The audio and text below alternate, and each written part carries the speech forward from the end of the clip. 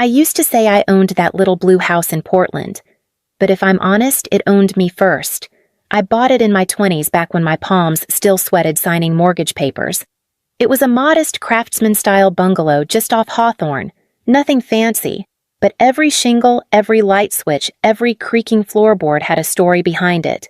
That porch, I painted it myself in the middle of a rainy October. The kitchen took me 4 weekends to retile, and I still remember the way my knees ached afterward. I lived overseas most of the year project work in Singapore, Malaysia, and Thailand, but I always knew that house would be waiting. Like a touchstone, like proof that I'd built something no one could take from me. Then, at 3:12 a.m., Singapore time, it was gone. Not physically, of course. But something cracked open and it didn't close again. The message came from my mother, Gloria. The photo loaded slowly on the hotel Wi-Fi. When it appeared, I sat completely still. There was my sister Tessa barefoot on my living room couch, grinning like a teenager even though she was 33. Her 2 kids, Ellie and Max, were building a pillow fort using my throw blankets. I recognized the ones I'd brought back from Chiang Mai. The caption read, "Surprise. Tessa moved in. We changed the locks. Family helps family." Tessa. She was 2 years younger than me, always the spontaneous one. The kind of person who left jobs mid-contract, fell in love on Thursday, and moved in with someone by Monday. Our whole lives, she'd gotten away with things I'd never even dare try. And somehow, Gloria always had an excuse ready. My mother believed in unity above all else, especially when that meant I needed to stay quiet. Be the strong one, she used to say. Tessa's sensitive. Now Tessa was in my house, without asking, without a word. I stared at the screen as another message came through. "You're barely there anyway," Mom wrote. "Don't be selfish."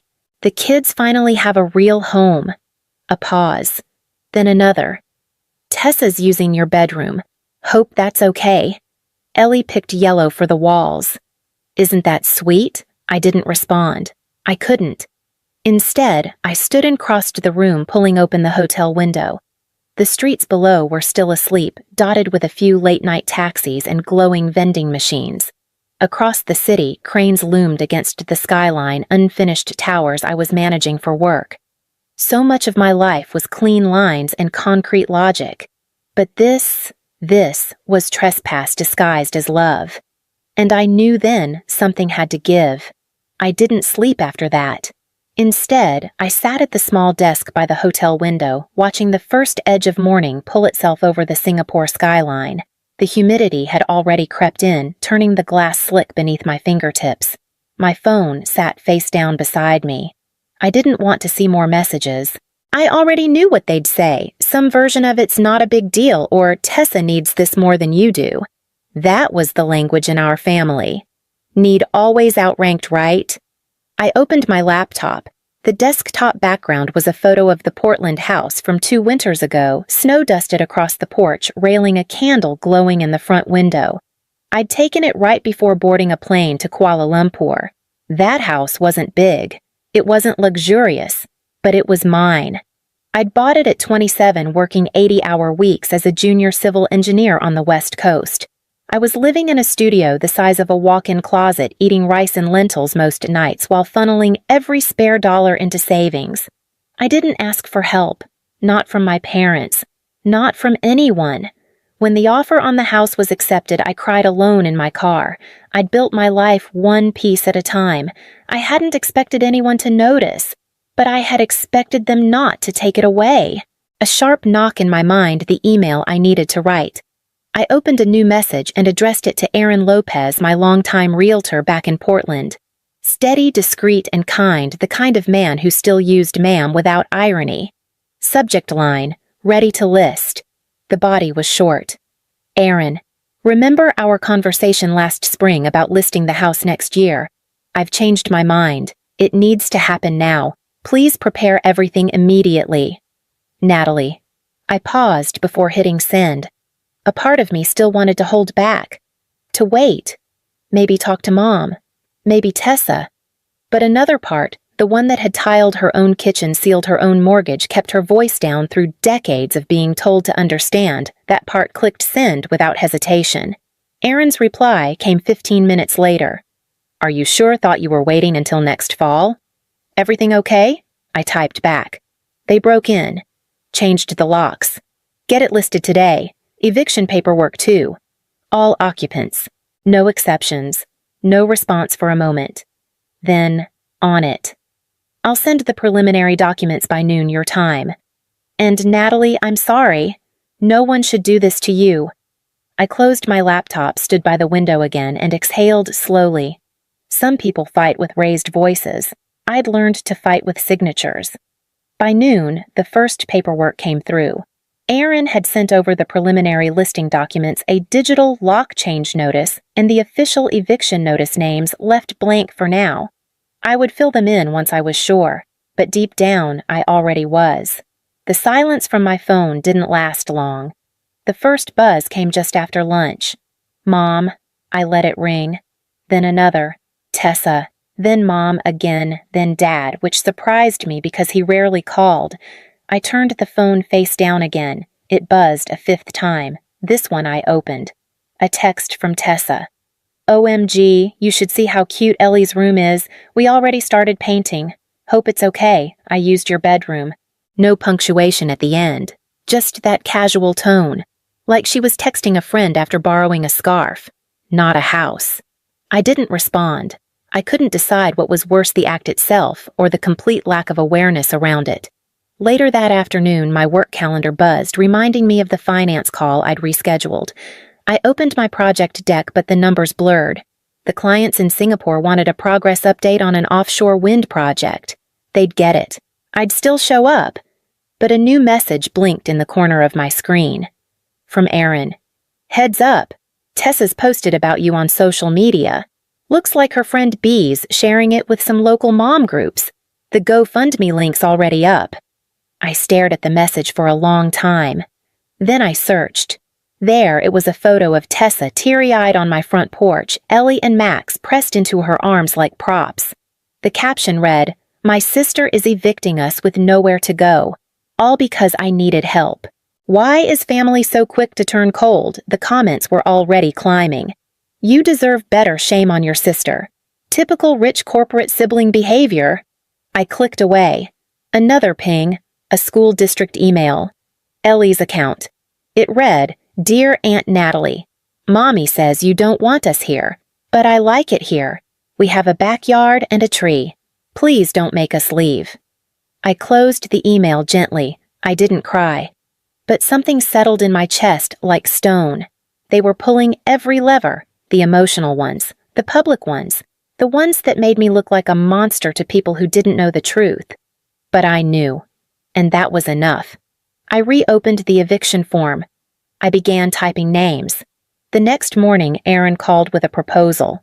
The buyers want to move fast, he said, but they'll need a video walkthrough of the interior just to verify condition. Can you join the call when the inspector arrives? I agreed. 9 a.m. sharp, my screen lit up. Aaron was already there along with a soft-spoken man holding a clipboard camera in hand. The phone was being answered from inside my house. Tessa appeared, blinking into the screen in a rumpled hoodie and slippers. She looked surprised. What is this? She asked. Routine inspection, the man said politely. We've been authorized by the legal owner. I watched in silence from my desk in Boston as the camera panned past the entryway. At first, I couldn't tell what I was seeing. The walls were painted a strange, uneven pink. My polished hardwood floors were now scratched and dull. Toys were scattered everywhere, including a bright red tricycle in the hallway that clearly didn't fit through any bedroom door. The living room, my living room, was now unrecognizable. My grandmother's antique coffee table had been shoved into a corner covered in marker scribbles. The couch cushions had been rearranged into a sort of fortress. A poster hung crookedly above the mantel, hand-drawn and taped to the wall. It read, Ellie's Kingdom. No grown-ups allowed. I swallowed hard. We'll need to see the upstairs, the inspector said. Tessa crossed her arms. The kids are asleep. It won't take long, he said. They climbed the stairs and my former bedroom came into view. It had once been soft gray, peaceful. I'd painted it myself during a long weekend. Now, one wall was smeared in a half-finished rainbow. Glitter glue dripped down the corners. The bedding was gone, replaced with garish floral sheets I'd never seen before. The built-in bookshelves, gone. I leaned forward. "Where are the shelves?" I asked, my voice low but steady. Tessa flinched. She hadn't realized I was watching. "Oh," she said. "We, took them down. The kids needed space for their craft station." Craft station. "They were custom built," I said. "Carpentered, anchored into the studs." She shrugged. "They weren't that nice anyway." The camera turned toward the closet. I saw piles of boxes, oddly familiar ones. "Are those my boxes?" I asked. Tessa hesitated. "We needed space," she said. "You weren't using them. We put them in the attic." The inspector moved toward the attic door. "No," she said suddenly. "It's messy up there." "Open it," I said. The attic door creaked open, revealing a pile of my belongings, papers, framed certificates, photo albums tossed in like storage from a yard sale. A thin line of water stain marked the ceiling. "There was a leak," she mumbled. "Some things might have gotten wet." My breath caught. She had touched the only things I'd chosen to keep from my childhood, and she'd left them to rot. I turned off the call. Then I called Erin. "File the eviction notice today," I said. "Name her directly." There was a pause. "You sure?" he asked. She repainted the walls, ripped down the shelves, tossed my memories in the attic like garbage. Silence. "Understood," he said. "We'll deliver the notice by hand." I hung up. Outside, the Boston air was heavy with late spring rain. I opened a window. Let it in. Some storms I thought don't come with thunder. Some just arrive quietly and take everything with them. 3 days later, I opened my inbox to find chaos. 52 new emails. Nearly 100 notifications across accounts I hadn't touched in months. Tessa had gone live. Erin had warned me, but seeing it myself was something else entirely. She stood barefoot on my porch camera, angled to capture her and the kids perfectly in frame. Her hair was messily styled, just enough to look overwhelmed. The porch light cast soft shadows across her face. "Hey, everyone," she began, her voice cracking just slightly. "I didn't want to do this, but I'm out of options." She launched into her story, that her big sister had abandoned the family living in luxury overseas while they struggled just to stay warm, that she'd found a safe place for the kids only to be kicked out for no reason. She mentioned Ellie by name, said Max had started sleeping through the night for the first time since the move. I paused the video. Outside, the Boston skyline blurred in the morning fog. The coffee in my mug had gone cold. I hit play again. Tessa was crying now. "If anyone has leads on a safe space for me and the kids, or just wants to help, the links in my bio." "Thank you." I didn't want to make this public, but I had no choice. She looked up right into the camera and whispered I thought blood meant something. The video had over 18,000 views. The GoFundMe had raised $6,300 in 2 days. There were comments from old neighbors, college friends, strangers calling me heartless corporate cold. That afternoon, my phone rang. Mom. I let it go to voicemail. Then another call came through from an older number. One I hadn't seen in years. Daniel. Once upon a time, he'd been the safe choice. Clean-cut, steady. My mother adored him. She'd been quietly devastated when I'd broken it off after graduate school. Now he was calling. I picked up. "Natalie," he said, warm and a little too familiar. "Your mom asked me to check in. She's worried about how hurt Tessa is. Said things are getting out of hand." I closed my eyes. "Daniel," I said, "are you calling me because you care or because she asked?" He paused. "I guess both." I nodded to myself. "Well, let her know the decision is final. The eviction notice is served, and the house is going on the market tomorrow." Silence. "She's your sister," he said gently. "Kids are involved." "She's a trespasser," I replied. "And they're not my kids." Before he could say more, I ended the call. There was no storm, no scream, just a quiet break. That night, Tessa went live again. This time, the camera shook with rage. "She's selling it," she shouted. She's actually selling it. My babies are going to be on the street because she couldn't stand that I finally had something of hers. It wasn't about safety. It wasn't about need. It was about control. And she had just realized she was losing it. I landed in Portland on a Thursday morning in late June. The sky was overcast in the way it always was here, soft gray light stretching across rooftops like gauze. Aaron met me at the airport. He didn't ask questions, just opened the passenger door and let me sit in silence while the city passed by outside the window. As we turned onto my street, I saw it from a distance. My house, still blue, still standing, but something about it looked off. The yard was overgrown. The mailbox was duct-taped shut. Toys were scattered across the lawn like forgotten promises. Aaron parked 2 houses down. He handed me a printed copy of the eviction notice already served and signed. I tucked it into my bag without looking. "I'll wait in the car," he said. I walked the last stretch alone. The door was unlocked. Inside, the air smelled of vanilla candles and something sour beneath it. Tessa was sitting on the couch, scrolling on her phone. She didn't look up right away. When she did, her face shifted from annoyance to shock to performance in under a second. "Natalie," she said, rising. "Wow, you came back." I nodded once. "We're done here," I said. "You can't just—" I raised a hand, not in anger, just finality. "You've had your notice. The sheriff's department gave you 72 hours.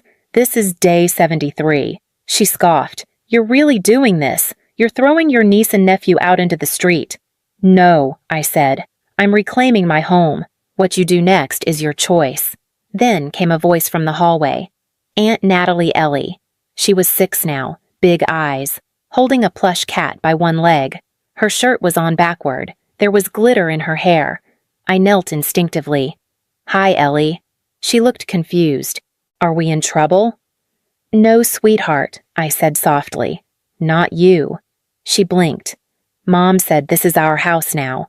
I didn't answer that. Instead, I opened my bag and pulled out a small notebook, the kind I used to travel with. I tore out a page and scribbled a few words. To Ellie. "This isn't your fault. You deserve stability and safety. I hope you find both." "Natalie." I folded the note and handed it to her. "Can you give this to your mom when I leave?" She nodded solemnly. Behind us, Tessa's voice cracked. "Don't you dare make me the bad guy here." I stood slowly, looked her in the eye. "I didn't make you anything I said. You chose every step of this." She stepped toward me, arms flailing slightly. "This is why no one in the family talks to you anymore. You're cold. You act like you're better than us." "I don't think I'm better," I replied. "I just stopped pretending this was okay." I turned to leave. As I opened the door, Ellie called after me. "Will you come back someday?" I paused. "I don't think so, honey." The screen door shut behind me. Aaron was still in the car. He didn't say anything as I got in. I didn't cry. I didn't rage. But as we pulled away, I looked at the house, my house for the last time. It didn't feel like a home anymore. Just a chapter. One I'd finally finished reading. The sun was just rising when Natalie Harper stepped out of the car. A chill hung in the Seattle air, and the street outside her old house was quiet, almost reverent. Aaron Cruz, her realtor, stood beside her holding a clipboard, calm as always. Parked across the street, a gray minivan. Inside, she saw Tessa's unmistakable blonde hair in the driver's seat, and beside her, Aurora with her phone up already filming. "They're here," Aaron said, not bothering to whisper. Natalie nodded. "Let's not keep them waiting." The buyer's convoy, 3 sleek SUVs, pulled up seconds later. 2 men in suits stepped out, joined by a young woman in business attire with an architectural portfolio under her arm. The lead buyer offered Natalie a firm handshake. "Ms. Harper, you ready to proceed?" "Absolutely," she said, handing him the keys. They moved together toward the porch where Tessa suddenly appeared. "You can't just tear this house down," Tessa cried, stepping between Natalie and the door. "This is our family home." Natalie's voice was quiet, but firm. "No, it was my property. Bought with my money, maintained with my work. You chose to violate that. Aurora filmed the moment like it was breaking news. The world is watching, she hissed. Good, Natalie said.